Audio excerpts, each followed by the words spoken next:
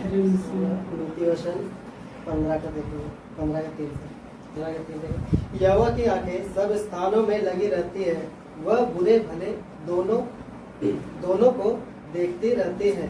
शांति देने वाली बात जीवन वृक्ष है, परंतु उलटफेर की बात से आत्मा दुखित होती है। हालेलुया।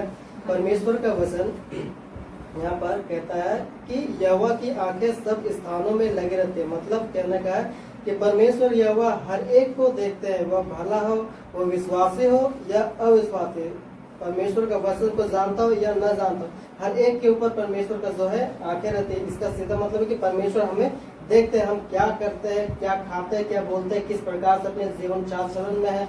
परमेश्वर हर एक चीज को देखते हैं। तो वह कहता है परमेश्वर जो है उनकी आंखें हर एक स्थानों में लगे रहते हैं। हम लोग अगर कमरे में बंद हो जाते हैं, सोचते हैं कि कोई नहीं देख रहा है, चलो सुट्टा मार लेते हैं या गुटखा खा लेते हैं। ऐसा मन में ख्याल आता होगा खैनी खाने वाला या गुटखा खाने वाले लोगों को, तो सोचता है कि कमरा बंद होकर खाते हैं, मुंह धो लेंगे, कोई थोड़ी देख रहा है, पांच थोड़ी जाने। तो ऐसा कुछ नहीं, परमेश्वर का जो आंखें है हर स्थान में लगा रहता है। वो किसी जगह में नहीं बचे, किसी भी जगह पे वो नहीं बच सकता। वह कहता है बुरे भले दोनों को देखती है, वह बुरे लोगों को भी देखती है, भले लोगों को भी देखती है। कहता है 4 में, शांति देने वाली बात जीवन वृक्ष है।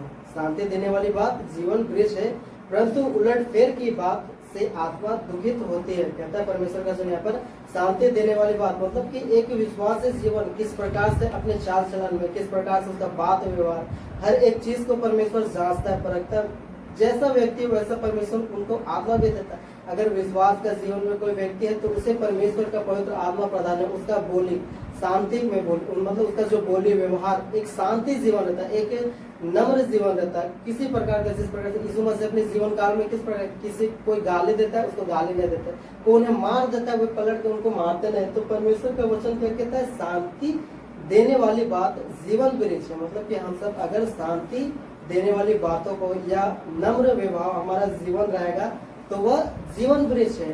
हमारा जो नासवत है नष्ट हो जाएगा, परंतु जो जीवन वृक्ष कहने का मतलब है नासवत शरीर के परे जो पवित्र आत्मा, जो हमारे आत्मा को एक परमेश्वर का राज्य में लेकर के जाएगा, वह जीवन वृक्ष है। वहां पर हम लोगों का जो आत्मा है वह अनंत रहेगा।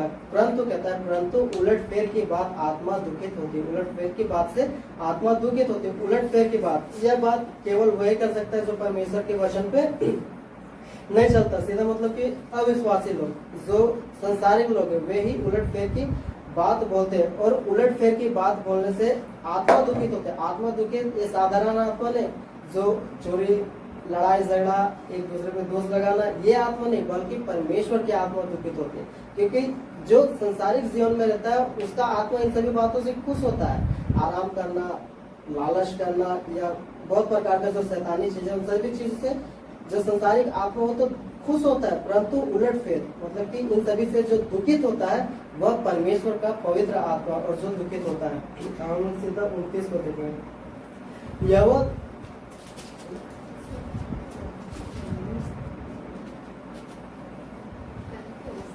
29 इसी मतलब 15 का 29, यहोवा दुष्टों से दूर रहता है परंतु धर्मियों की प्रार्थना सुनता है।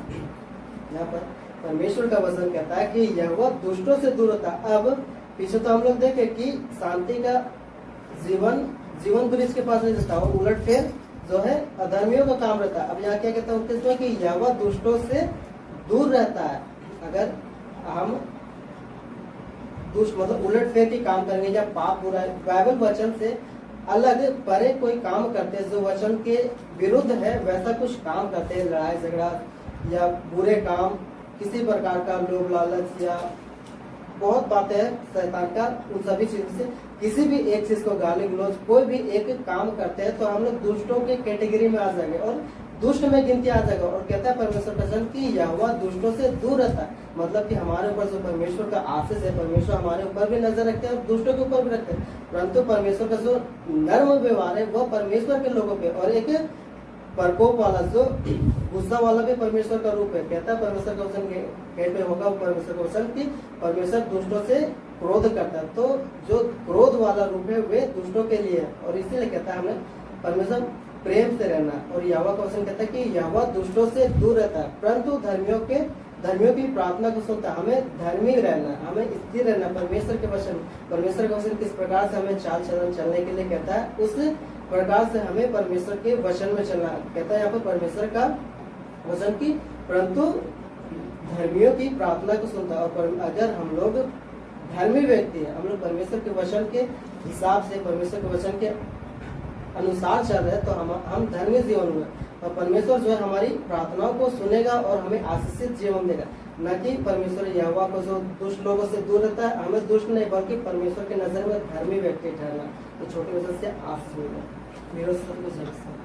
परमेश्वर के दास के द्वारा टीचिंग्स को सुनने के लिए, अनाउंसमेंट्स और अपडेट्स को जानने के लिए आप हमारे YouTube चैनल को सब्सक्राइब करें और साथ में बेल आइकन को दबाएं, ताकि जब भी कोई नई अपडेट हो तो आप सबसे पहले जान सकें।